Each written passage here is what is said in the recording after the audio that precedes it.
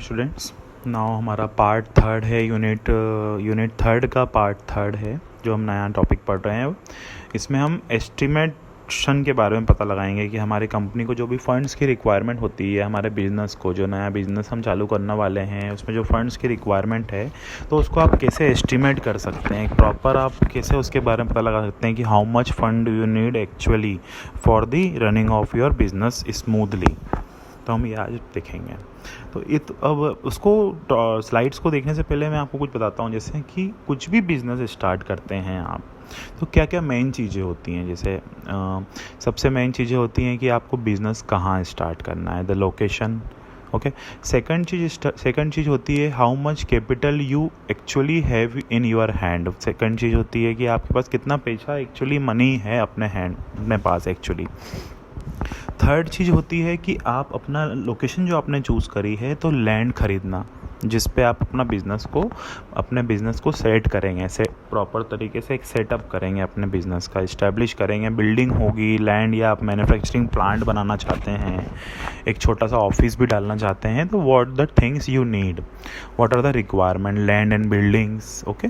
Construction होगा, उसकी construction is the requirement. Transportation expenses होते हैं। Okay. Your man power expenses, lightning, electricity, there are lot of expenses which you need या which the fund you need for your smoothness of your business flow। तो ये चीज़ें हम आज देखेंगे। तो बहुत most businesses specially when they are starting up, मतलब बहुत सारे बिजनेसेस, लेकिन ज़्यादातर कौन से जो नए हैं या नए होने वाले हैं, और planning for expansion phase periods when they need to rely on outside resources to stay afloat. मतलब कि ऐसे बिजनेसेस जो चालू होने वाले हैं नए, या फिर अपने बिजनेस को आगे बढ़ाना चाहते हैं, तो वो ऐसा एक टाइम पीरियड आता है उनके लाइफ में जब उनको रिसोर्सेज की ज़रूरत होती है, मतलब प्रॉपर तरीके से आउटसाइड रिसोर्सेज की ज़रूरत होती है फॉर अच्छे से अपने बिजनेस को चलाने के लिए। तो weather the fund come from the owner pocket, या फिर किसी भी चीज़ से लेकर आप अपने कंपनी के शेयर्स इश्यूज से भी, अपने शेयर इशू करके भी प्रॉफिट फंड इकट्ठा कर सकते हैं, या फिर कंपनी का ओनर अपने पॉकेट से भी फंड लगा सकता है। अलग अलग बैंक्स भी जो होती हैं आजकल, कॉरपोरेट बैंक्स होती हैं जो आपको फंड देती है अपने रिक्वायरमेंट फुलफ़िल करने के लिए, इस पर योर प्रोजेक्ट्स या इस पर your company's loyalty to the market, या फिर कंपनी कस्टमर को कितना सेटिस्फैक्ट्री अमाउंट दे रही है एक्चुअली, उस चीज़ पे ज़्यादातर फाइनलाइज होता है कि आपका कॉरपोरेट बैंक्स आपको लोन देगी या नहीं। तो to estimate the funding requirement your business faces take this step. मतलब कि आपकी जब अगर बिजनेसेस फंडिंग का रिक्वायरमेंट हो तो आप कुछ ऐसी स्टेप्स ले सकते हैं। जैसे first is create a realistic forecast of your financial situation. मतलब कि एक प्रॉपर तरीके से आप एक चीज़ों को क्रिएट करें जिससे आपको पता लग जाए कि आपकी एक्चुअल फंडिंग कितनी है या कितनी आपको रिक्वायरमेंट है। ओके। इनकम क्या है, मतलब कि आपकी प्रॉफिट कितना है, कितना होना चाहिए, इज़ लाइक दैट। सेकंड होती है एस्टिमेट योर फंडिंग नीड। मतलब कि एक एस्टिमेशन लगाना कि आपकी फंडिंग इतनी हो सकती है। उसमें क्या क्या चीज़ें आएगा, यूज़ योर फाइनेंशियल फोरकास्ट, आपकी चीज़ों का फाइनेंशियल फोरकास्टिंग करना फ्यूचरिस्टिक वे में, specially your cash flow projection. मतलब कि आपका कैश फ्लो कितना होता है, मंथली, वीकली, ईयरली, उस पे प्रोजेक्शन के हिसाब से आप एस्टिमेट लगा सकते हैं। To determine how long you anticipate expenses to exceed revenue and by how much।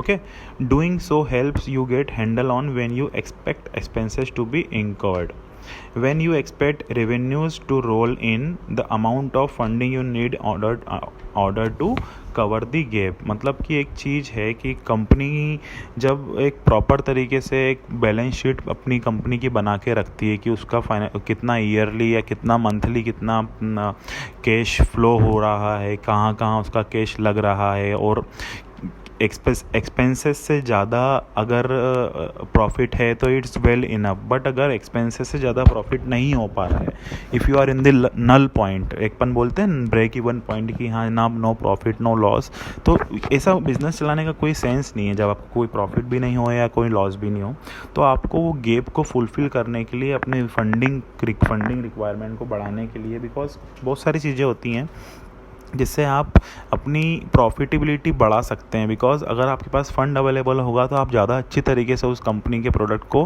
Promote कर पाएंगे, और ज़्यादा इजीली या ज़्यादा से और ज़्यादा हो सकता है मे बी पॉसिबल, बहुत ज़्यादा सेफली तरीके से, या बहुत अपने टाइम को कंज्यूम करके अच्छी तरीके से डिलीवरी ट्रांसपोर्टेशन के हिसाब से आप उस चीज़ों को कस्टमर तक पहुँचा सकते हैं। तो there are so many things which you can estimate for your funding need. There are two approaches for estimating the total requirement. दो तरीके हैं. First is estimation method, second is comparison method. Okay, estimation method मतलब कि total the firm first is to make detailed item wise estimate, मतलब कि एक item to item, जैसे मैंने आपको बताया लैंड बिजनेस, इलेक्ट्रिसिटी, आपकी वाटर सप्लाई, आपको ट्रांसपोर्टेशन, आपकी मैन पावर, जितनी भी चीज़ें हैं उनका एस्टिमेशन लगा लेना. सेकंड होता है कंपैरिजन.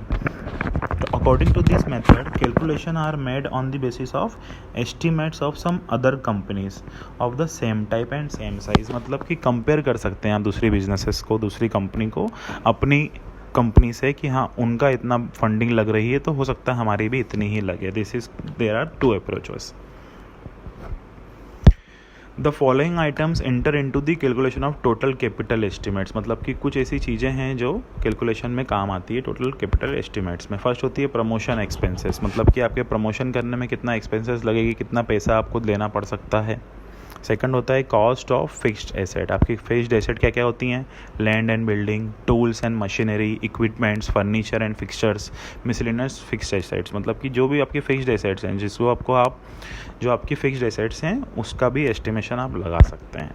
थर्ड होता है working capital. Normal cash balances advisable to be kept in hand. Okay, तो वर्किंग कैपिटल क्या होता है?